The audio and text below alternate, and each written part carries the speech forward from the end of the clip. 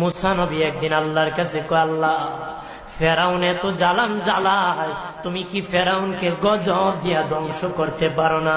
আমার আল্লাহ কয়, মুসা আমি ফেরাউনকে 4টা কারণে গজব দেই না। কয় কারণে? ফেরাউনকে 4টা কারণে গজব দেই না। 1 নম্বর কারণ হলো, রে মুসা, সারাদিন ফেরাউন বলে আমি খোদা, আর রাত যখন হয়ে যায় জঙ্গলে যায় করলাম আমি জানি তুমি খোদা, আমি খোদা না, কিন্তু আমারে মানুষ খোদা কইলে ভালো লাগে, খোদা কইলে ভালো লাগে।